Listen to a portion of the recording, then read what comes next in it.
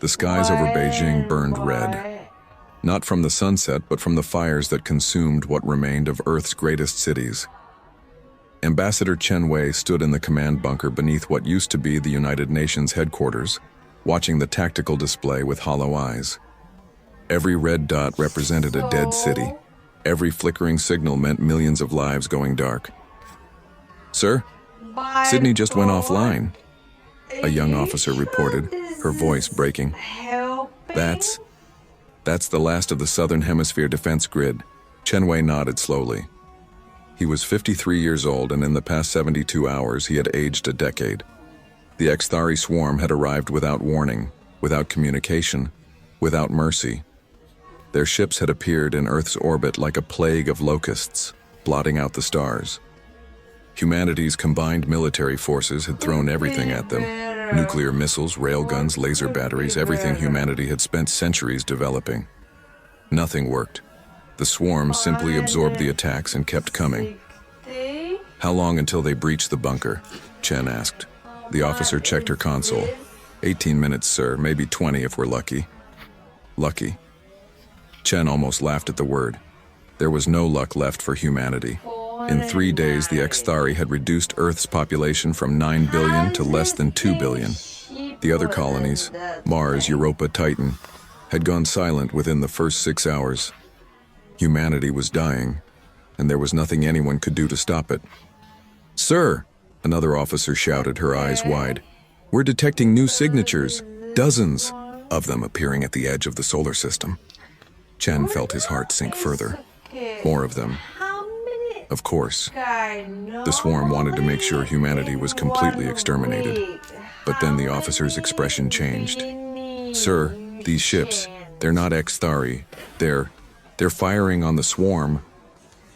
The command center erupted in confused shouts and frantic activity. Chen pushed his way to the main display and stared. New ships had indeed appeared, and they were unlike anything in human records. Elegant vessels that seemed to shimmer with impossible colors, moving with grace that defied physics, and they were destroying the swarm. Energy weapons unlike anything humanity had ever seen cut through the Xthari ships like a hot knife through butter. The swarm vessels that had shrugged off humanity's nuclear weapons were being torn apart. Within minutes, the skies over Earth began to clear. The burning city still smoldered, but the attack had stopped. "We're receiving a transmission," the communications officer stammered. "Audio and visual. They're speaking English." "Put it through," Chen ordered. The main screen flickered, and a face appeared. It was humanoid but clearly alien. Tall, with skin that seemed to shift between blue and silver. Large eyes that held wisdom and kindness, and features that reminded Chen of classical sculptures. Beautiful and serene. "People of Earth," the being spoke, its voice melodious and sad. "I am High Chancellor Vormis of the Velkara Confederacy. We detected the Xthari incursion into your system. We are deeply sorry we did not arrive sooner. We have driven them away, but..." The Chancellor paused, and Chen saw genuine sorrow in those alien eyes. "But the damage to your world is severe. Your species stands on the edge of extinction. We offer you our protection, our aid, and a place in the galactic community. You need not face the darkness alone anymore." Chen Wei felt tears rolling down his face. Around him, the command center had gone silent. Then someone started crying, and then someone else, and within moments the entire bunker was filled with the sounds of humanity's relief and grief mixing together. The Velkara ships descended to Earth like angels. They brought medical technology that seemed like magic, healing the wounded with devices that knit flesh and bone back together. They brought food synthesizers that fed the starving billions. They brought construction equipment that rebuilt in days what would have taken humans years. But more than that, they brought hope. 6 months after the attack, Chen Wei stood in the new assembly hall on the outskirts of what used to be Geneva. The Velkara had rebuilt it first, saying that humanity would need a place to gather and heal. He was no longer just an ambassador. He had been elected as humanity's primary representative to the Velkara Confederacy. High Chancellor Vormis stood before him, along with representatives from a dozen other species. The Cathar, who looked like crystalline beings made of living gemstone. The Drovak, massive creatures covered in fur and kindness. The Solari, beings of pure energy contained in humanoid forms. And others, species Chen was still learning about. The Treaty of Preservation, Vormis said gently, holding up a holographic document that glowed with soft light. It is our standard agreement for species who join the Confederacy under protection status. We understand this is a difficult time, and we do not wish to pressure you, but the galaxy is dangerous. The Xthari are not the only threat in the darkness. Chen read through the treaty, his staff and advisors around him doing the same. The terms were clear and, on the surface, generous. Humanity would be given a new world, a planet called Kepler 442b by human designation, to be renamed New Terra. The Velkara would terraform it, making it perfect for human habitation. They would provide technology, education, and resources. They would protect humanity from any external threats. In exchange, humanity would accept certain limitations. They could develop civilian technology freely, but military technology would be restricted. Nothing beyond basic system defense. No weapons capable of destroying planets. No fleets larger than what was needed for patrol and police duties. Humanity would be members of the Confederacy, but junior members, protected, but not equal. It's for your own good, Vormis explained, his tone kindly. Young species often destroy themselves with weapons they are not ready to wield. We have seen it happen too many times. The Confederacy has stood for 20,000 years because we limit military development to only the most mature species. You will be safe, and in time, perhaps a few thousand years when your species has matured, these restrictions can be lifted. Chen looked at his advisors. They all wore the same expression. What choice did they have? Earth was a ruin. 2 billion survivors couldn't rebuild a civilization that could defend itself, not against threats like the Xthari. Without the Velkara, humanity would die. Maybe not today, maybe not tomorrow, but soon. We accept, Chen said, his voice steady. And we thank you for your mercy. Vormis smiled warmly. The Confederacy protects its own. Welcome to the family of civilized species, humanity. The treaty was signed. Humanity's fate was sealed. The colony ships were magnificent. The Velkara had provided transport for all of Earth's survivors, along with genetic samples and cultural archives of everything humanity had ever created. The journey to New Terra took 3 months, but it felt like traveling in a luxury cruise ship rather than a refugee convoy. Young Captain Sarah Okonkwo walked through the observation deck of the transport ship Horizon, watching the stars stream by at faster-than-light speeds. She was 28 years old, one of the youngest survivors of Earth's defense fleet. She had watched her entire squadron die fighting the Xthari, their weapons barely scratching the enemy ships. Beautiful, isn't it? A voice said beside her. Sarah turned to see a Velkara standing there. This one was younger than the Chancellor, with skin that shimmered more green than blue. Yes, she admitted. I've never seen FTL travel before.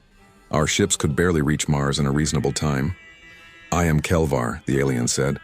I am a cultural liaison. I help new species adapt to Confederacy life.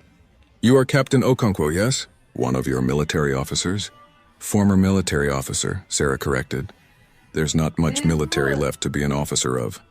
Kelvar's expression became sad. I am sorry for your loss. The Xthari are a great evil. We have fought them for millennia. They destroyed 3 species before we learned how to drive them back. But you didn't destroy them? Sarah asked.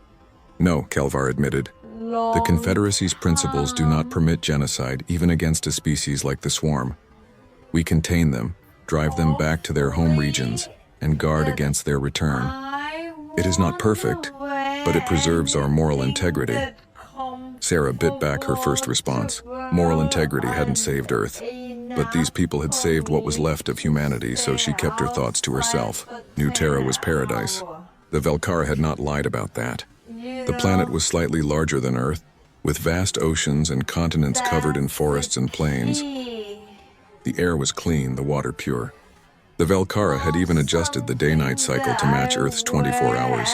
and seeded the planet with Earth-compatible plants and animals cloned from the genetic archives. 2 billion humans spread out across a world that could support 10 billion. There was room to breathe, to build, to grow, but there were rules. The Confederacy overseers were kind but firm. Humans could build cities, but only according to approved environmental plans. They could develop technology, but any research into weapons or military systems was prohibited. Velkara inspectors had access to all human facilities, all human communications, all human activities. For their protection, they were told. Sarah became captain of the New Terra Defense Force, one of 20 small patrol ships humanity was permitted to operate. Her ship, the Resilience, was barely armed, enough to deal with pirates or natural disasters, but nothing that could threaten a real military vessel.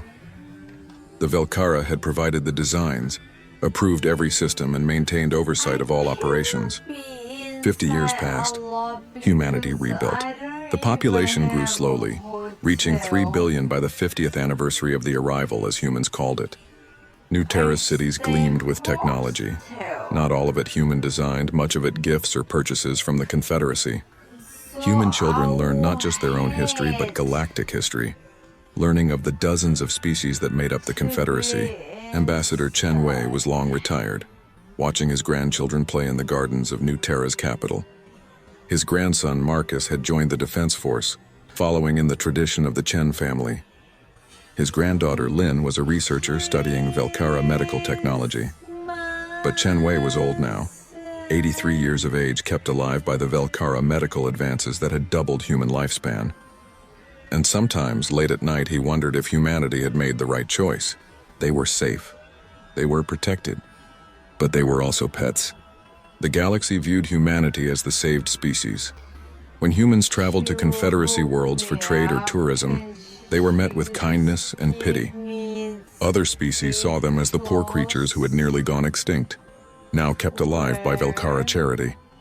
Some were genuinely kind, others were condescending, but none saw humans as equals. Captain Sarah Okonkwo, now 78 years old and still commanding the Resilience thanks to the same medical technology, sometimes felt the weight of it.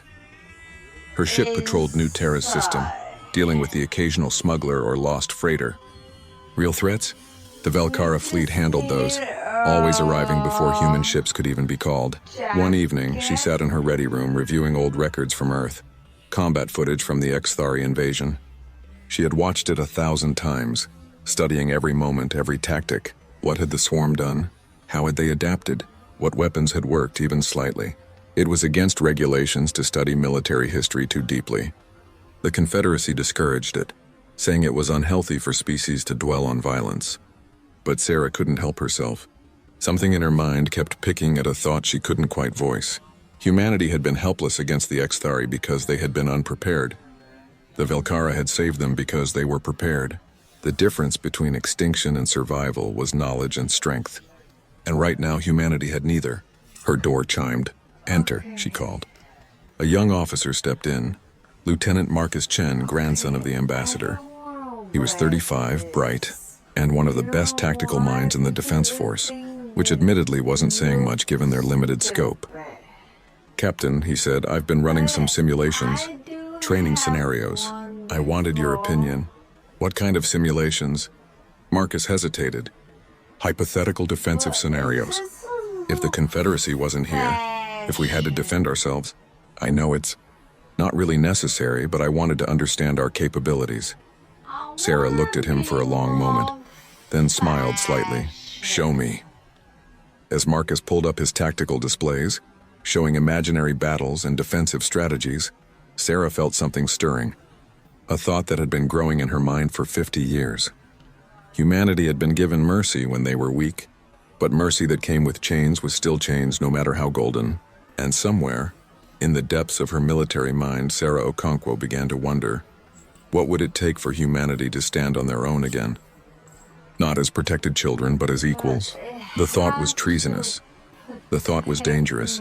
The thought would not leave her alone.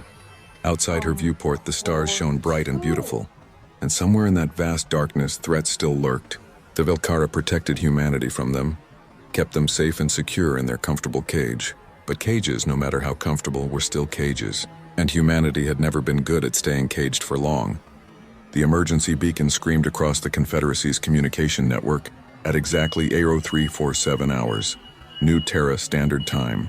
In the command center of the Defense Force headquarters, alarms began wailing. Captain Sarah Okonkwo, now 80 years old but still sharp as the day she signed up, was on duty when the message came through. Captain, the communications officer's face had gone white. It's from the Velkara outer monitoring stations. The Xthari swarm. They're back. Sarah felt ice water flow through her veins. 52 years. 52 years since the swarm had nearly exterminated humanity. Reports had come in over the decades of skirmishes in far sectors, but nothing major. The Confederacy had assured everyone the swarm was contained. "Show me," she ordered. The tactical display lit up with data streaming in from across the Confederacy, and what Sarah saw made her breath catch. This wasn't a raid. This wasn't a skirmish. The Xthari were coming in numbers that made their attack on Earth look like a scouting party. Entire star systems were going dark. The Kithar homeworld gone. The Drovak colonies silent. The outer rim of Confederacy space was collapsing like dominoes, and the swarm was accelerating, moving toward the core worlds with terrifying speed. Within 3 hours, Ambassador Chen Lin, granddaughter of the original ambassador, was summoned to the Confederacy Council. She took a shuttle to the orbital station where the council met, her mind racing. The young woman was 40 years old, smart, and had spent her entire life in diplomacy. But nothing had prepared her for what she saw when she entered the council chambers. Panic. The Confederacy representatives were in chaos. Chancellor Zelthar, who had inherited the position from Vormus 20 years ago, stood at the center trying to maintain order. But the calm, superior species who had protected humanity for 5 decades were terrified. "The swarm has evolved," Zelthar was saying, his voice strained. "They've developed new adaptation capabilities. Our weapons that worked before are less effective. They're learning faster than we can adjust." "How many worlds have been lost?" someone asked. 17 in the past week. 37 colonies. The death toll is estimated at 400 billion and rising. The number hung in the air like a physical weight. 400 billion. That was more than all of humanity's current population combined. Wiped out in a single week. Zelthar's eyes found Ambassador Chen. "Representative Chen, I am afraid we must discuss New Terra's evacuation procedures." The council chamber went quiet. Chen felt her stomach drop. "Evacuation? The swarm's trajectory suggests they will reach your sector within 2 months. We cannot guarantee New Terra's defense. We must evacuate all populations from the predicted attack zones and consolidate our forces for a defensive line at the core worlds." "You want us to run," Chen said flatly. "We want you to survive." Zelthar corrected gently. "We will provide transport for your entire population. We will find you a new world farther from the front lines. Humanity will be safe." "Safe," Chen repeated. She looked around the council at all the species who had spent 50 years telling humanity they were protected, that they didn't need weapons, that the Confederacy would keep them safe. And what about the species on those 17 worlds? Were they safe? Zelthar's expression became pained. "We did what we could, but the swarm's numbers are overwhelming. This is not like before. This is an extinction-level event for the entire Confederacy. We must be strategic." Chen looked at the Chancellor for a long moment. Then she tapped her communication device. "Get me Captain Okonkwo and Admiral Chen, secure channel." "Ambassador?" Zelthar asked, confused. "Give me 1 hour," Chen said. "Then I will give you humanity's answer." The meeting that followed in the secure human-only channel involved every major leader in human society. Captain Sarah Okonkwo participated from her ship. Admiral Marcus Chen, who now commanded the entire defense force, joined from his flagship. The governor of New Terra, the heads of industry, research, and education, all of them. "They want us to run," Ambassador Chen said without preamble. "The Velkara are abandoning the outer sectors. They want to evacuate us and pull back to a defensive line. And if we refuse?" Governor Richards asked. "Then we're on our own against the swarm," Sarah said. "Just like Earth was 52 years ago." "Not quite like Earth," a new voice said. Everyone turned to the holographic image of Dr. Yuki Tanaka, head of Human Research Division. The elderly woman smiled slightly. "We've been busy these past 50 years. Admiral Marcus Chen nodded slowly. "It's time then. Time to show them what we've been doing." Ambassador Chen looked at her cousin. Marcus, if we do this, there's no going back. The Velkar will see it as betrayal, breaking the treaty. The treaty was to keep us safe, Marcus replied. Right now they're admitting they can't keep us safe. The treaty's already broken. They just don't want to admit it. One by one, the human leaders voted. It was unanimous. Ambassador Chen returned to the council chamber exactly 1 hour later. Chancellor Zelthar and the other representatives waited expectantly. The Chancellor smiled kindly. We have prepared evacuation schedules. We can begin transporting your people within... No, Chen said simply. The chamber went silent. Zelthar blinked. I'm sorry? Humanity declines evacuation, Chen said clearly. We will not run. We will fight. The chamber erupted in shocked voices. Zelthar held up his hand for silence. Ambassador Chen, I understand this is emotional, but your species does not have the capability to fight the swarm. You have 20 patrol ships. The swarm has millions of vessels. We have more than 20 patrol ships, Chen said quietly. What? Chen tapped her device. The council chamber's main display switched to a new image. Space deep and dark. And then lights began to appear. Ships emerging from stealth fields and hidden asteroid bases. Hundreds of ships. Thousands of ships. They were unlike anything the Confederacy had seen. No elegant curves or aesthetic designs. These ships were brutal, functional, covered in armor plating and bristling with weapons. They looked like flying fortresses designed for one purpose only: war. For 50 years, Chen said into the stunned silence, humanity has rebuilt. You gave us technology and told us to develop our civilian sectors. We did, but you underestimated something fundamental about humanity. She looked directly at Chancellor Zelthar. We never forget. We never forget the day the swarm came to Earth. We never forget watching 9 billion people die. We never forget being helpless. And we swore, every single one of us, that we would never be helpless again. This is a violation of the Treaty of Preservation, one of the Cathar representatives shouted. You agreed to military limitations. We agreed not to develop weapons beyond basic system defense, Admiral Marcus Chen said, his image appearing on the display. And we haven't. Everything you see here is classified as defensive technology. We never built planet killers. We never built weapons of mass destruction. We built ships designed to defend our home and destroy anyone who tries to take it from us. This is semantics, Zelthar said, his calm finally breaking. You hid this from us. You lied. You never asked, Ambassador Chen said coldly. You assumed we were too grateful and too scared to think for ourselves. You saw us as children who needed constant supervision. You were wrong. Dr. Tanaka's image appeared. We studied every battle record in the Confederacy's archives that you gave us access to.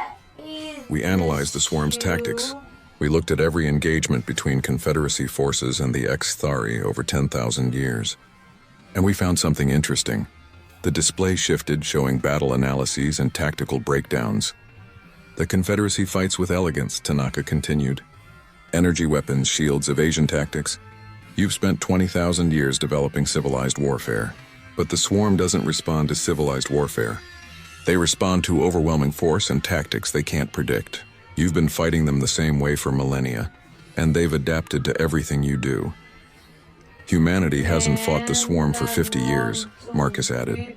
We have no established patterns, no predictable tactics. We learned from you, but we're not you. We're something the swarm has never encountered before. A species that builds weapons not for elegance or honor, but for pure destructive efficiency.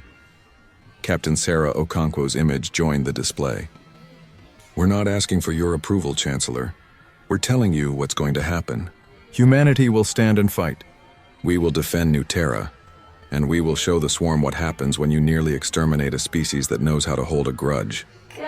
You'll be destroyed, Zelthar said, his voice almost pleading. The swarm will overwhelm you.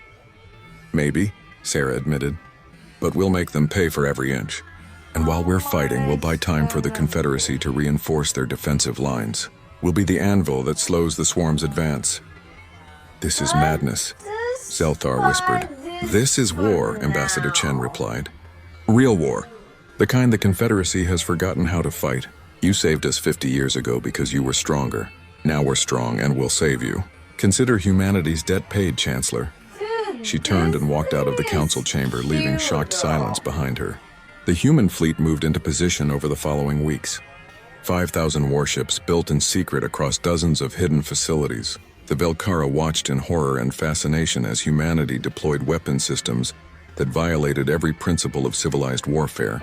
Kinetic bombardment weapons that accelerated asteroid-sized projectiles to near light speed. Nuclear minefields, electromagnetic pulse generators, chemical weapons designed to corrode swarm bioships, and something called Hellbore missiles, weapons that burrowed into enemy ships and detonated inside them. "They're monsters," one Velkara officer whispered, watching the tactical displays. "No," his commander replied quietly. "They're survivors, and there's nothing more dangerous than a survivor who's been pushed too far." The swarm arrived at New Terra's sector in exactly 43 days. The Xthari fleet numbered in the hundreds of thousands, a massive force that had already consumed a dozen worlds. They expected minimal resistance. The Confederacy had pulled back. Intelligence suggested only a small human presence remained. They were wrong. The first swarm ships entered the system and immediately encountered the outer defense perimeter. Thousands of automated weapons platforms opened fire, not with energy weapons that the swarm had adapted to, but with solid projectiles accelerated to incredible speeds. Swarm ships began exploding, unable to adapt fast enough to the simple kinetic impacts. The swarm adapted, adjusting their shields and armor. The attacks became less effective, but by then, the second wave hit, electromagnetic pulses that fried the swarm's bioelectrical systems. Ships went dark, drifting helplessly. The swarm adapted again, developing insulation, but that took time, and time was what the human strategy was built on. Keep changing tactics. Never let them settle. Never let them predict. The main swarm fleet pushed forward, meeting the human fleet in orbit around New Terra. The battle that followed was unlike anything the Confederacy had ever seen.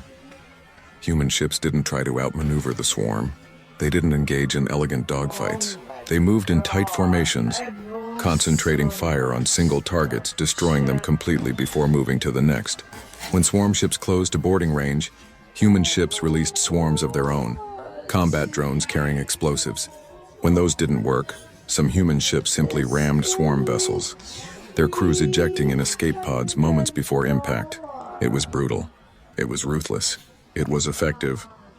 The swarm had numbers, but humanity had determination and tactics forged in desperation. Every human ship that fell took dozens of swarm vessels with it. The crews knew they might die, and they fought like it. Captain Sarah Okonkwo commanded the resilience in the thick of battle. Her small patrol ship, upgraded with weapons that would have made her Velkara overseers faint, danced through swarm formations, targeting weak points identified by the fleet's shared tactical network. "All ships focus fire on Sector 7-3. Marcus Chen's voice boomed across the command network. "Hit them where they're clustering. Don't let them coordinate." Sarah grinned fiercely. "You heard the Admiral. All power to forward weapons. Let's show these things what Earth's children learned." The battle lasted for 3 days. When it finally ended, the human fleet had lost 800 ships, but the swarm had lost over 30,000. The remaining swarm forces retreated, regrouping in the outer system. The Confederacy Council watched the battle recordings in stunned silence. They had never seen the swarm retreat before. Not from a single system, not from overwhelming force. Chancellor Zelthar sat down heavily, his elegant composure shattered. "They did it," he whispered. "Humanity actually hurt the swarm." Ambassador Chen appeared on the communication screen, her face tired but determined. "This isn't over, Chancellor. The swarm will adapt to what we did here. They'll come back stronger. But we proved something important." "What?" Zelthar asked. "That they can be beaten," Chen said. "Your people have been fighting a defensive war for 10,000 years. Fighting to survive, to maintain what you have. Humanity learned a different kind of warfare, fighting to win no matter the cost. The swarm thinks in terms of adaptation and overwhelming numbers.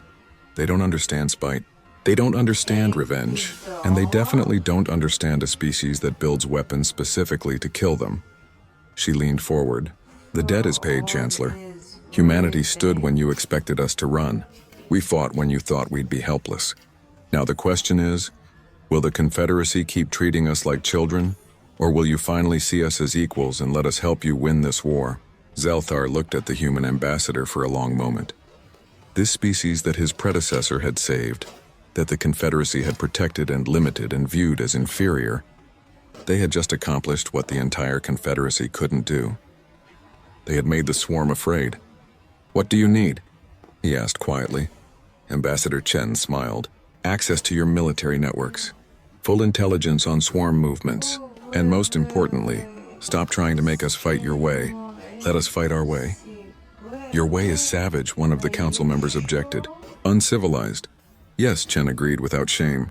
"And it works. You can keep your honor and your elegant warfare. Humanity will do what's necessary. We've already lost our homeworld once. We won't lose another." The vote was close, but it passed. Humanity was granted emergency military autonomy and access to Confederacy intelligence. The war had changed. The swarm had awakened something they didn't understand. A species that remembered being prey and had sworn to never be prey again. And in the darkness of space, human ships began hunting. The war room on New Terra buzzed with activity 24 hours a day. Admiral Marcus Chen stood at the central holographic display, watching colored dots represent the greatest conflict the galaxy had seen in 10,000 years. Blue for Confederacy forces, red for the swarm, and green for humanity's fleet. 3 months had passed since humanity revealed its hidden strength. 3 months of constant battle across a dozen star systems, and the green dots, Marcus noted with grim satisfaction, were pushing forward while the blue dots held defensive positions. "Admiral, we're receiving reports from the Epsilon front," Commander Rodriguez said, pulling up new data. "The swarm attempted to flank our position using the asteroid field. Captain Kim deployed the minefield strategy. Enemy casualties estimated at 4,000 ships. Our losses? 70 ships. Captain Kim's flagship was damaged but survived." Marcus nodded. 70 ships for 4,000. The mathematics of war were brutal, but humans had learned to calculate survival in cold numbers. The Velkara fought to minimize casualties. Humanity fought to maximize enemy losses. It was the difference between species that had known peace for millennia and a species that remembered extinction. "Admiral Chen," another voice called. It was Chancellor Zelthar's image appearing on the communication screen. "We need to discuss your fleet's tactics at Epsilon." "What about them?" Marcus asked, not looking away from the tactical display. "Your ships use civilian freighters as decoys," Zelthar said, his voice strained. "When the swarm engaged them, you detonated them remotely." "This is effective," Marcus interrupted. "The freighters were unmanned, remote-controlled. They drew swarm ships into the kill zone exactly as planned. 0 friendly casualties, massive enemy losses. It's deceptive. It violates the principles of honorable warfare." Marcus finally turned to look at the Chancellor. "Honorable warfare is why you've been losing for 10,000 years. The swarm doesn't care about honor. They care about consuming everything in their path. We give them what they understand: death." Zelthar's expression showed pain and frustration. Over the past 3 months, this conversation had happened dozens of times. The Confederacy's military commanders were horrified by human tactics. Humans fought dirty. They used tricks, traps, and tactics that civilized species had abandoned millennia ago. But humans won. "The Council is concerned," Zelthar said more quietly. "Some members are questioning whether humanity is becoming as monstrous as the swarm." Marcus felt anger flash through him but kept his voice level. "The swarm destroyed Earth. They killed 9 billion of our people. They left our survivors homeless and desperate. You saved us and we're grateful. But don't mistake gratitude for weakness. We know what we're doing, Chancellor. We're fighting a war of extermination against an enemy that wants to consume all life. If our methods make you uncomfortable, look away. But don't ask us to fight with one hand tied behind our backs." The communication ended tersely. Marcus returned to the tactical display where Commander Rodriguez waited. "The Velkara don't understand," Rodriguez said quietly. "They can't understand," Marcus replied. "They've never been on the edge of extinction. Their wars are about territory and principles. Our war is about survival. Every human alive remembers the stories from Earth. We carry that fear with us, and we've turned it into rage." He pulled up a new sector on the display. "What's the status on the Gamma Nebula operation?" "Ready to launch in 48 hours. We've positioned 3,000 ships in the area. The swarm has concentrated a major force there. Intelligence suggests they're using it as a staging ground for an assault on the Cathar refugee colonies. Then we hit them first, Marcus decided. Send the order. Operation Gamma begins on schedule. The Gamma Nebula was a region of space filled with dust and ionized gas, beautiful and deadly. It interfered with sensors and communications, making it perfect for ambushes. The swarm had gathered a massive fleet there, over 200,000 ships, preparing to overwhelm the Confederacy's defensive lines. They didn't know humanity's fleet was already there, waiting. Admiral Marcus Chen commanded the operation from his flagship, the Indomitable. Around him in the nebula's interference, 3,000 human warships hung silent and still.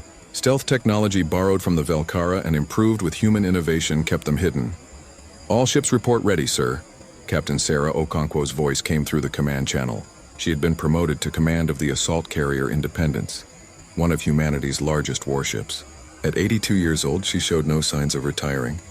The war had given her purpose again. Good, Marcus replied. He looked at his tactical officer. Enemy position? The swarm fleet is gathering at the nebula's core. They're preparing to move. Estimate 6 hours before they begin their assault on the Cathar colonies. We don't give them 6 hours. Send the signal. All ships begin Terran Gambit. What happened next would be analyzed by military historians for centuries. Human ships, instead of engaging in a traditional fleet battle, began moving through the nebula in a pattern that seemed random. Ships would approach swarm formations, fire a brief salvo, then retreat back into the sensor-distorting clouds. The swarm pursued, thinking they were hunting isolated ships. They were wrong. The human ships weren't running. They were leading. Each retreat brought swarm ships deeper into the nebula, into specific coordinates. And at those coordinates, human engineers had spent the past week placing surprises. Mines, thousands of them. Not elegant energy mines that the swarm had learned to detect. Simple, stupid, brutal chemical explosives attached to chunks of iron and rock, invisible in the sensor interference until they were right on top of you. The swarm fleet, pursuing what they thought were easy targets, sailed directly into minefields. Explosions blossomed throughout the nebula. Ships cracked and burned. The swarm tried to adapt, to pull back, but human ships were suddenly everywhere, cutting off retreat paths, driving them deeper into the trap. All ships, initiate Phase 2, Marcus ordered. Box them in. Human warships emerged from hiding surrounding the swarm fleet, not to engage in direct combat, but to prevent escape. The swarm was trapped in their own staging ground, burning in a nebula filled with explosives. But the swarm had numbers. Even losing thousands of ships, they still had enough to break through. Swarm vessels began ramming human ships, accepting losses to create escape routes. They're going to break the perimeter in Sector 4, the tactical officer reported. Marcus checked the display. Sector 4 was held by a battle group commanded by Captain Williams. 25 ships against a swarm breakthrough numbering in the thousands. Williams, Marcus called on the direct channel. Fall back. Let them through. We can't hold that position. Negative, sir. Williams' voice came back calm and steady. If they break through here, they'll reach the Cathar colonies. Those refugees have children on those stations. Kids who survived the swarm once already. Marcus felt his chest tighten. He knew what Williams was about to do. Captain, I'm giving you a direct order. With respect, sir, my comm system seems to be malfunctioning. Can't quite hear you. Williams's voice held a grim humor. All ships in Sector 4, you heard the Admiral's plan. We hold the line. For Earth, for the Confederacy, for every species that can't fight for themselves. Marcus watched helplessly as Williams's battle group moved into a tight formation. 25 ships against thousands. What followed was a slaughter, but not the one the swarm expected. Williams's ships didn't try to fight conventionally. Instead, they did something only humans would think of. They weaponized themselves. Each ship maxed out their engines, accelerating to maximum speed directly at the swarm breakthrough. At the last moment, crews evacuated in escape pods. The unmanned ships, moving at incredible velocities, became kinetic weapons. When they hit the swarm formations, the explosions were massive. And the human ships had one more trick. Their reactors were set to overload on impact. 25 ships became 25 nuclear detonations in the heart of the swarm fleet. The swarm breakthrough was destroyed. Over 15,000 ships gone in less than 2 minutes. The escape pods carrying Williams and his crews were picked up by rescue ships hours later. When the battle ended, humanity had lost 600 ships. The swarm had lost over 120,000. The remaining swarm forces retreated, abandoning the Gamma Nebula entirely. The Cathar colonies were saved. The Confederacy Council called an emergency meeting. When Admiral Marcus Chen's image appeared, he was surprised to see not just military commanders, but civilians, scientists, philosophers, religious leaders. Admiral Chen, Zelthar began, what your forces did at the Gamma Nebula was unprecedented. We won, Marcus said flatly. The Cathar colonies are safe. The swarm lost their staging ground, that's what matters. At what cost? A Solari representative spoke up, her energy form flickering with emotion. We watched the recordings. Your ships, they turned themselves into bombs. They sacrificed themselves. And their crews survived, Marcus pointed out. Captain Williams and every single person in his battle group made it back alive. Their ships were just tools. We used them to achieve victory. You're treating war as if it's only about victory, a Drovak elder said, his massive form hunched with age. War should be about achieving objectives while preserving life and honor. Marcus felt his patience snap. Honor? Honor? Where was honor when the swarm killed 9 billion humans? Where was honor when they consumed the Cathar homeworld? You want to talk about honor while species are going extinct? You're becoming the very thing we fight against. The Solari pressed. Violence without restraint, warfare without mercy. No, a new voice said. Everyone turned to see Captain Sarah Okonkwo's image appearing. With respect, you're wrong. The swarm kills for consumption. They destroy because it's their nature. Humanity kills for survival. We destroy because it's necessary. There's a difference. Is there? Zelthar asked quietly. Yes, Sarah said firmly. Because when this war ends, we'll stop. We'll put down our weapons and go back to building. The swarm will never stop. That's the difference between a soldier and a monster. Soldiers fight when they must. Monsters fight because they enjoy it. And do you enjoy it? The Solari asked. When you destroy swarm ships by the thousands, do you feel satisfaction? Sarah was quiet for a moment. Yes, she admitted. I do. Every swarm ship I destroy is payback for Earth, for my family who died in the invasion, for every human child who grew up without a homeworld. I won't apologize for that. The swarm made us victims. We refuse to stay victims. If that makes us monsters in your eyes, so be it. But we're monsters who are winning. The council chamber fell silent. Finally, a Cathar representative spoke. Her crystalline body reflected light in patterns that showed distress. My people lived on our homeworld for 40,000 years. The swarm consumed it in 3 days. Your methods frighten us humans, but they also give us something we haven't had in months. What? Marcus asked. Hope, the Cathar said simply. Hope that the swarm can be beaten. Hope that we might survive. Hope that someone in this galaxy knows how to fight and win. Over. The next weeks, more information came through intelligence channels. Human tactics were being studied by every military force in the Confederacy. Some species tried to copy them and failed. They didn't have the mindset for it. Humanity's advantage wasn't just technology or tactics. It was psychology.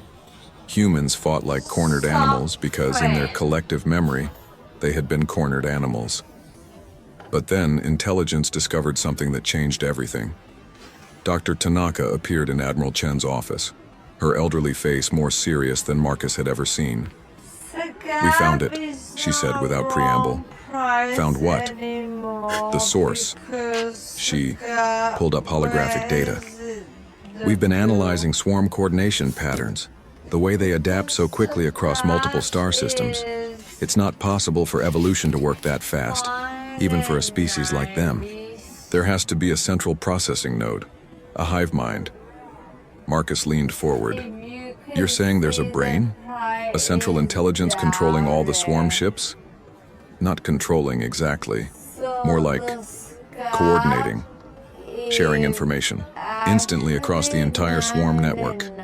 Every tactic we use, every adaptation we force them to make, it all gets uploaded to this central node and distributed to every swarm ship in the galaxy. Where is it? Tanaka pulled up a star map. Deep in unexplored space, far beyond Confederacy borders, a region marked as the Void Sector. Here, our long-range sensors detected massive bioenergy signatures, and the swarm's communication patterns all trace back to this region. It's protected by millions of swarm ships, probably their entire reserve force. Marcus stared at the map for a long moment. If we destroy it, the swarm loses coordination. Every ship becomes isolated, unable to share adaptations or tactical data. They'd still be dangerous, but they'd be fighting blind. We need to present this to the Council.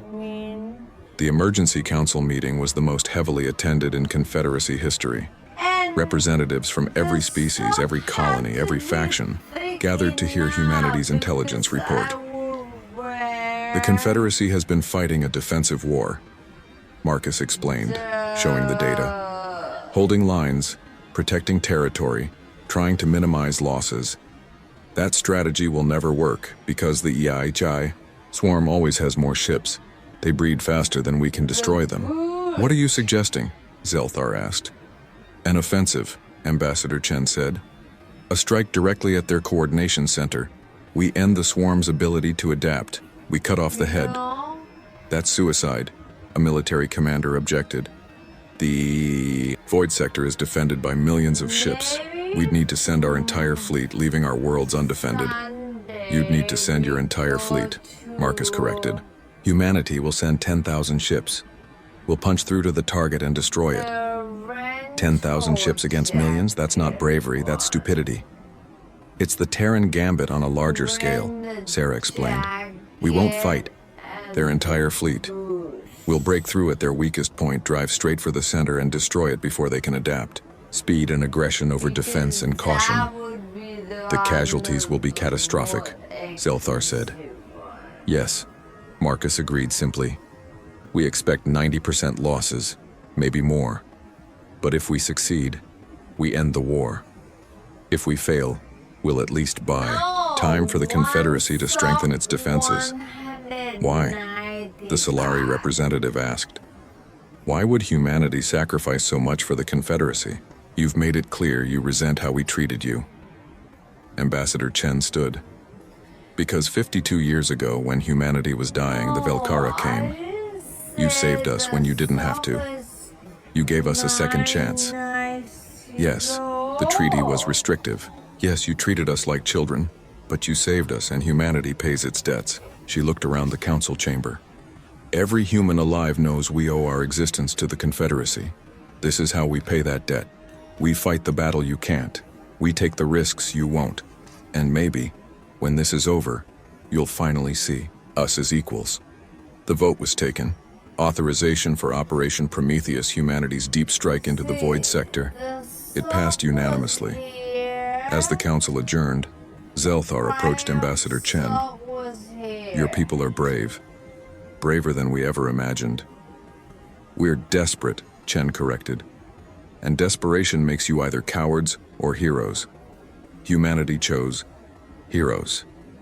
I hope you survive this, Zelthar said quietly. So do we, Chancellor. So do we. The fleet gathered at Rally Point Omega, an empty region of space on the edge of Confederacy territory. 10,000 human warships, representing every military asset humanity had built over 50 years.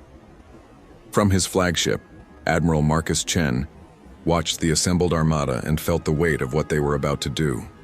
Final count confirmed, sir, Commander Rodriguez reported. 9,742 combat vessels. All crews reporting ready. Total personnel, 2.3 million. 2.3 million humans. 10% of humanity's total population, all volunteering for a mission where survival was unlikely. Marcus opened the fleet-wide channel. His face appeared on every ship's display, visible to every crew member in the fleet. This is Admiral Chen. In a few hours, we jump into the Void Sector. Most of you have seen the intelligence reports, you know what we're facing. Millions of swarm ships protecting their central coordination node. The odds are not in our favor. He paused, looking directly at the camera. I won't lie to you. Most of us won't come back. The statistical models give us less than a 10% survival rate. But here's what those statistics don't account for.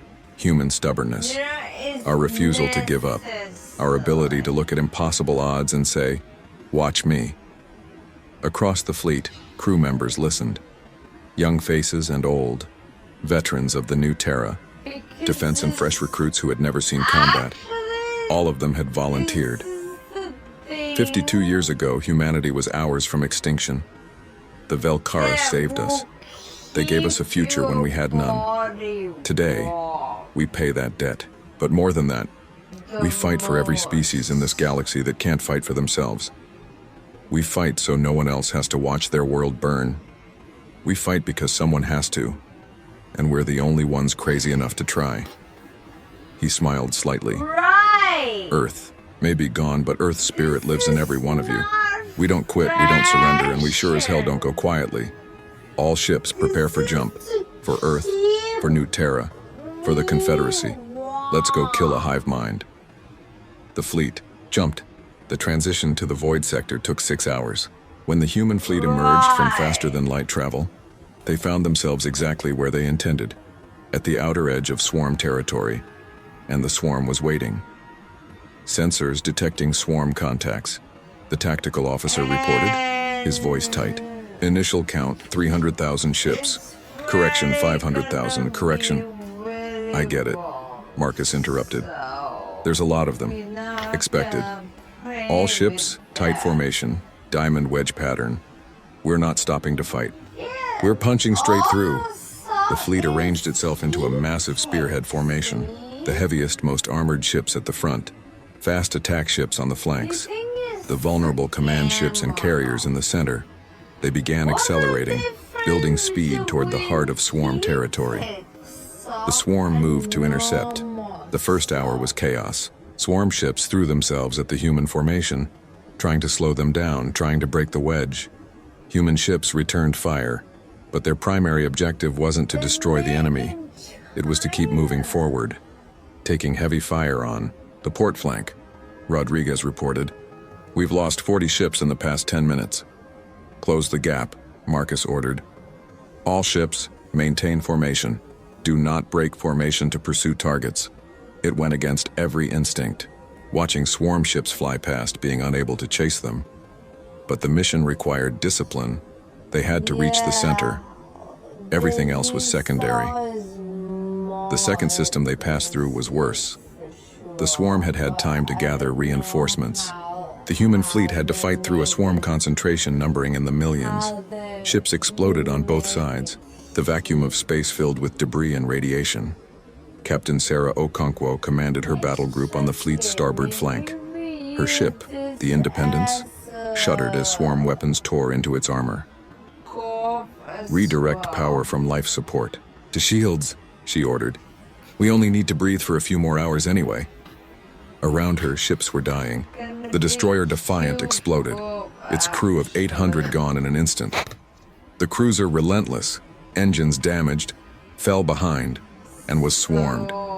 Sarah forced herself to look away. There was no time for grief. Only the mission mattered. "Ma'am, we're detecting a swarm bio-titan approaching," her tactical officer reported. "Mass equivalent to a small moon." Sarah pulled up the visual. The swarm bio-titan was massive, a living ship the size of a city, covered in weapons and armor that had evolved over millennia.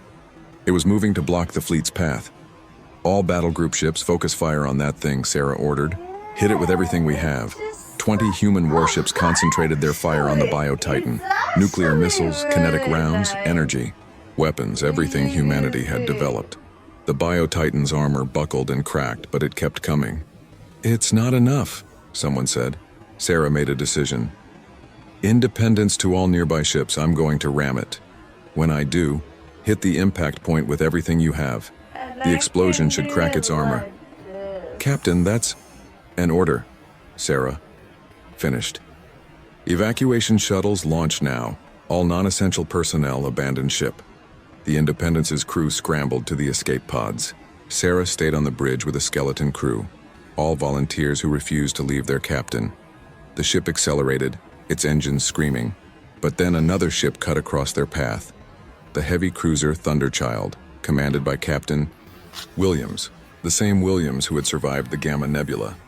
"Not today, Captain Okonkwo." Williams's voice came through. "You're too valuable to this fleet. Thunderchild will take this one. All crew, evacuate. This is my last order." Williams, no. Sarah started.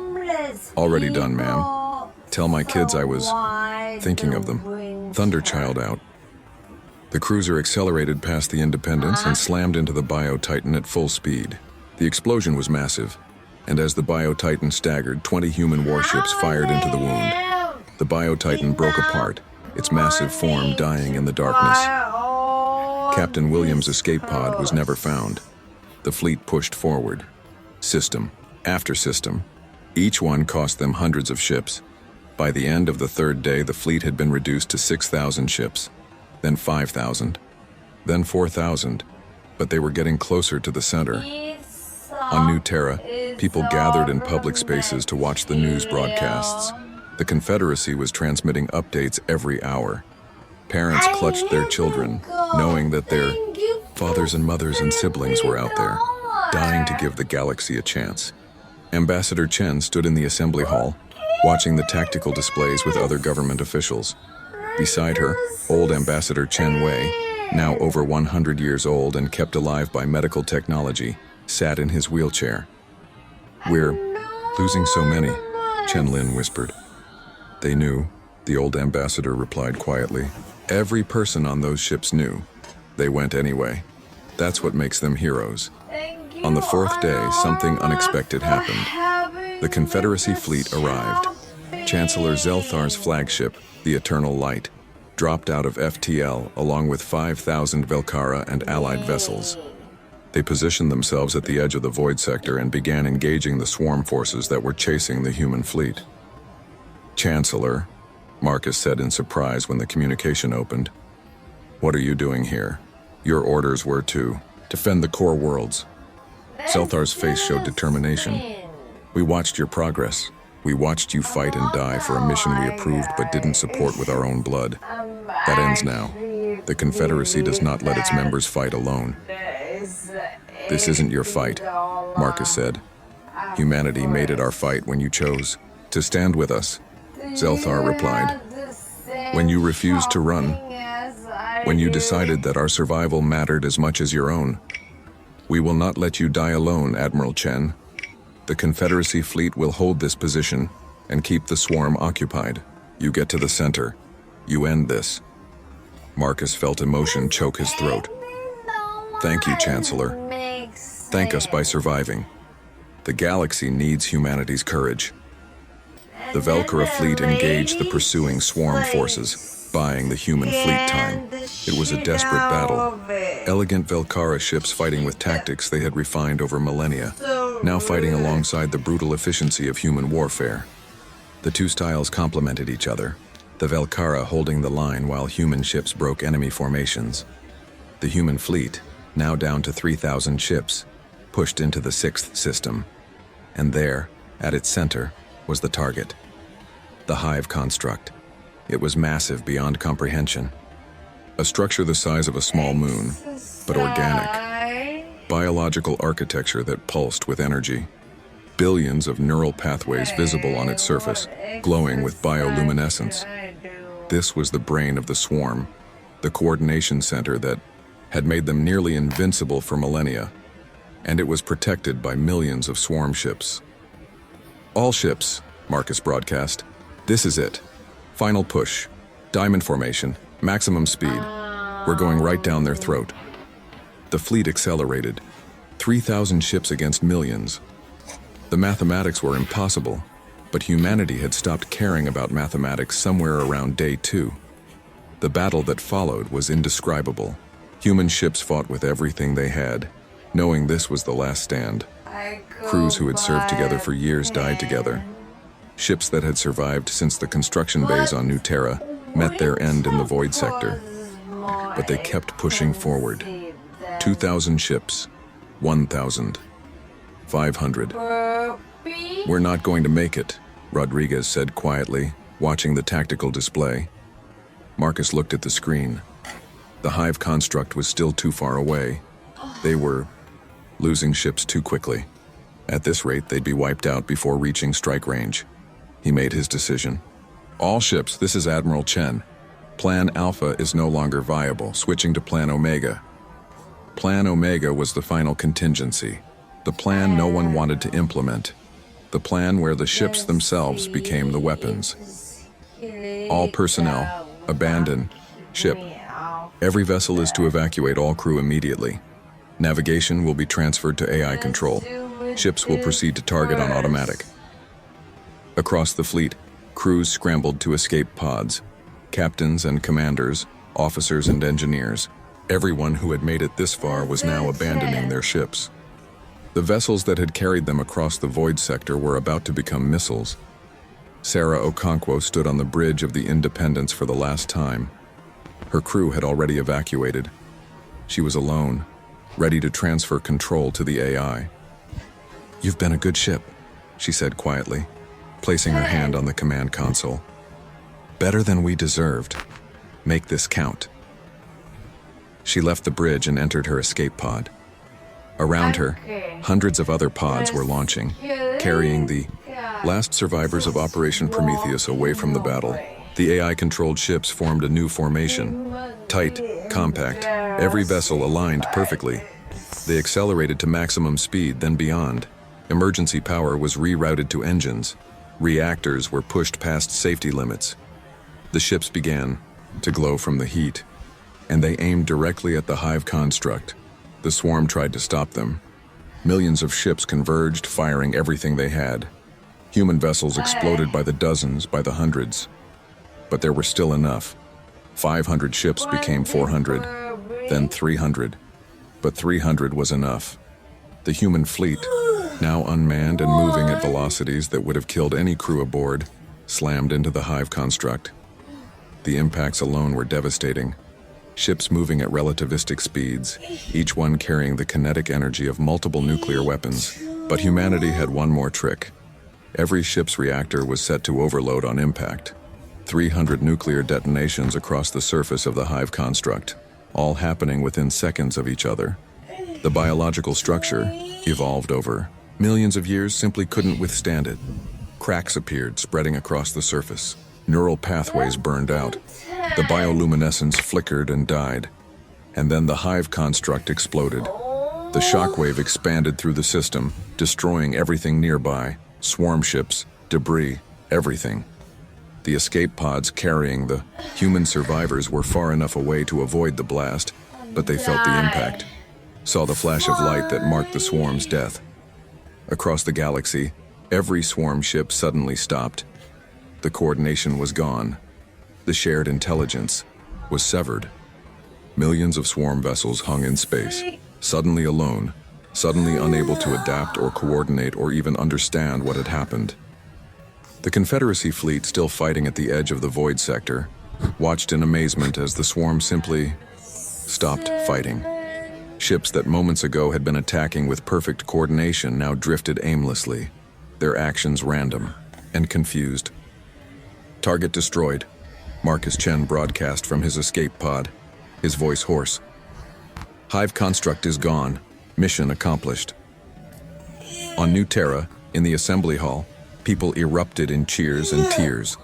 The news spread across the Confederacy at light speed. The swarm was broken. The war was effectively over. But the cost was staggering. Of 10,000 ships that had entered the void sector, only 347 escape pods were recovered. Some crew members had been lost when ships were destroyed before evacuation. Others had been caught in the final blast. Many had simply disappeared in the chaos of battle. 2.3 million humans had entered the void sector. Only 82,000 survived. Chancellor Zelthar stood on his bridge, watching the recovery operations. Around him, Velkara ships were collecting human escape pods, giving medical aid, doing everything they could to save the survivors. "They actually did it," his second-in-command whispered.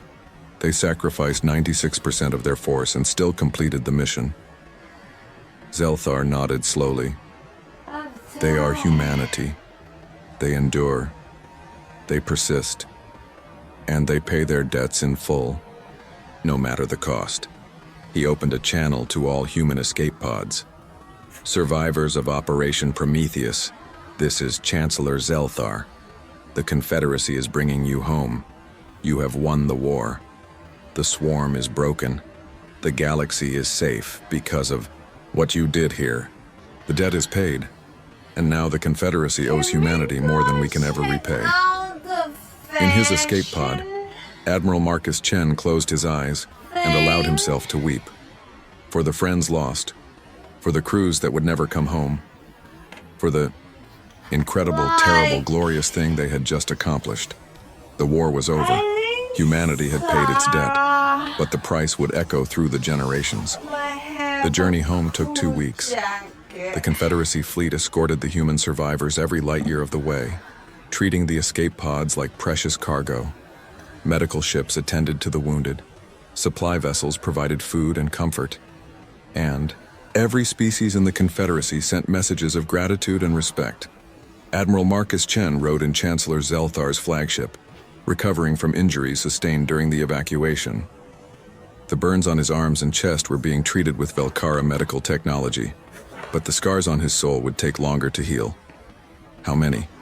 He asked quietly one evening, as Zelthar visited his medical bay. The Chancellor understood the question. The confirmed casualty count is 2,218,000, 82,000 survivors. Another 40,000 are listed as missing, but they're dead, Marcus finished. Just no bodies to confirm it. Zelthar sat down beside the bed. In 20,000 years of Confederacy history, we have never seen such sacrifice. Your people gave everything. They gave what was necessary, Marcus said. That's what we do. When something needs to be done, we do it, no matter the cost. I owe you an apology, Zelthar said suddenly. We saved your species 52 years ago, and then we treated you like children. We put restrictions on you. We watched you and judged you and kept you contained. We thought we knew better. We were wrong. Marcus looked at the Chancellor. The proud, elegant being who had led the Confederacy through the war looked genuinely humble. You did what you thought was right, Marcus said. You saved us when we were dying. Yes, the treaty was restrictive. Yes, you underestimated us. But without the Velkara, humanity would be extinct. We don't forget that. But you resented it? Yes, Marcus admitted. We resented being treated as lesser. We resented the pity, but we also understood it. You'd never seen a species come back from the edge like we did. You didn't know what we were capable of. And now? Marcus smiled slightly. Now you do. And I think that terrifies you as much as it impresses you. Zelthar laughed, a sound like chimes. You're not wrong. The Council has been debating for days about what to do with humanity now. Some are afraid. They saw your tactics, your willingness to sacrifice. They worry what such a species might do with unrestricted power. And what do you think? I think, Zelthar said slowly, that the galaxy needs humanity. Not as pets or children, but as equals, as protectors. Because when the next threat comes, and it will come eventually, we will need species who remember how to fight, how to endure, how to win. News of the fleet's approach reached New Terra days before their arrival. The entire planet prepared for the homecoming. Cities draped buildings in memorial colors, black for the lost, green for the survivors, gold for the victory. People gathered in the millions, waiting to see the heroes return. Ambassador Chen Lin stood at the spaceport, her hands clasped in front of her. Beside her was her grandfather, old Ambassador Chen Wei, now 103 years old, the original survivor of Earth's fall, watching humanity's triumph. They're coming, someone announced. The first ships appeared in the sky, not human vessels, but Confederacy escorts, and behind them, the precious cargo of escape pods, each one carrying survivors of Operation Prometheus. But what came first stunned everyone watching. A corridor of honor. Every species in the Confederacy had sent representatives. Velkara ships, Cathar cruisers, Drovak carriers, Solari vessels. Hundreds of ships from dozens of species, all arranged in two perfect lines stretching from the edge of New Terra's orbit down to the atmosphere. A corridor of military respect, honoring the fallen and the survivors. As the human escape pods passed through, every Confederacy ship fired a salute. Not weapons, but light displays and energy blooms. A cascade of color and light, a memorial and celebration combined. People on New Terra watched the sky fill with brilliant displays. Many wept. Everyone felt the weight of what those lights represented. Recognition, respect, equality. The escape pods landed, and the survivors emerged. They looked exhausted, haunted by what they had seen, but they also looked proud. They had done the impossible. Captain Sarah Okonkwo stepped off her pod and onto New Terra soil. She was 82 years old, one of the oldest survivors of the U mission. Her legs almost gave out, but Ambassador Chen was there to support her. "Welcome home, Captain," Chen said, tears streaming down her face. Sarah smiled tiredly. "Did we do it? Is the swarm really gone?" "They're gone, scattered across the galaxy in isolated pockets. No coordination, no adaptation. The Confederacy is hunting down the remnants. It's over, Sarah. We won." Sarah closed her eyes and took a deep breath of New Terra's air. Somewhere behind her, other survivors were being reunited with families. The sounds of crying and laughter mixed together, joy and grief inseparable. Admiral Marcus Chen stepped off his pod to find his entire family, waiting. His children, his grandchildren, even his elderly grandmother who had survived Earth's fall. They embraced him, and for the first time in weeks, Marcus allowed himself to feel something other than the weight of command. "You did it, grandson," old Ambassador Chenwei said, his ancient voice steady. "You paid the debt our generation incurred. You made humanity equal to the species that saved us." Marcus looked at his great-grandfather. "The cost was high," Wei agreed. "But worth it. Freedom always costs. Respect always costs. You paid in blood so that humanity could stand tall. Never forget the price, but never regret it either." 3 weeks later, the Confederacy Council held a formal session. Every species was represented, and for the first time in history, the chamber was packed beyond capacity. Everyone wanted to witness this moment. Chancellor Zelthar stood at the center. "We are gathered to address the matter of humanity's status within the Confederacy. 52 years ago, we accepted them as protected members under the Treaty of Preservation. That treaty no longer reflects reality." He gestured to Ambassador Chen Lin, who stood representing humanity. "The Treaty of Preservation is hereby dissolved. Humanity has proven themselves beyond any doubt or measure. They fought when we could not. They sacrificed when we hesitated. They saved not just themselves, but every species in this chamber." At the memorial, an elderly woman placed flowers at the base of the black stone monument. She was the great-granddaughter of one of the fallen, a child born after the war, who had never met her ancestor but carried their legacy. A young Velkara officer stood beside her, also paying respects. "My grandfather served with the fleet that escorted humanity home," he said. "He told me stories about the human survivors. He said he had never seen such courage." The human woman smiled. "My great-grandmother's last message before the battle was simple. Tell my family I love them. Tell the galaxy we fought for them. That's who we are. We fight for those who can't. And the galaxy is grateful," the Velkara said. "We learned from humanity, not just how to fight, but why to fight. What's worth defending." They stood together. In silence, two representatives of species that had once been savior and saved, now simply friends. Above New Terra in orbit, a joint patrol flew past. Human warships flying alongside Velkara cruisers, Cathar scouts, and Drovak carriers. Mixed crews, combined tactics, shared purpose.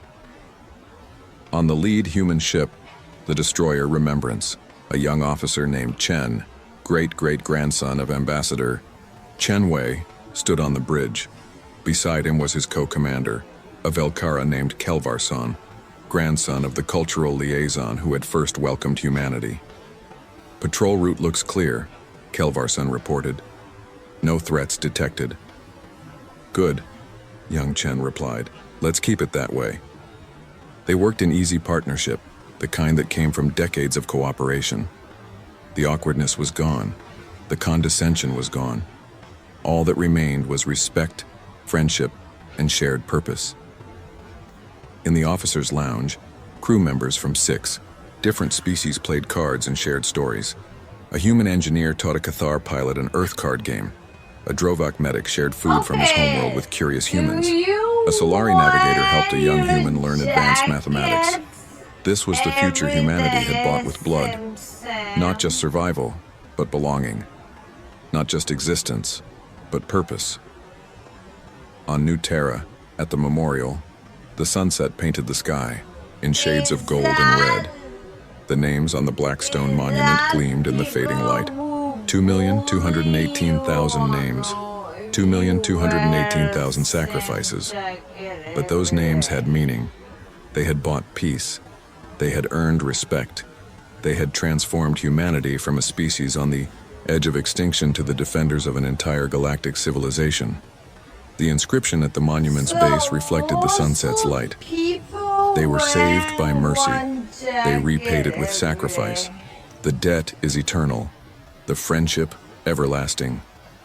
Below it, someone had placed fresh flowers. They placed flowers every day, a tradition that would continue for generations. Because humanity never forgot. The debt was paid, but the memory was eternal. And in the stars above, human ships flew, alongside their allies ready to defend the galaxy they had saved, not as the saved species but as equals, as friends, as the shield of the Confederacy. The galaxy had stood silent before humanity's might, and then it had stood together, united by sacrifice, strengthened by friendship, protected by those who knew the true cost of freedom. The debt was paid, the war was won, the future was bright, and humanity, the species that had stared into extinction and refused to blink, stood watch over it all, ensuring that no species would ever face the darkness alone again. The galaxy learned that day, and every day after, that humanity never forgot a debt.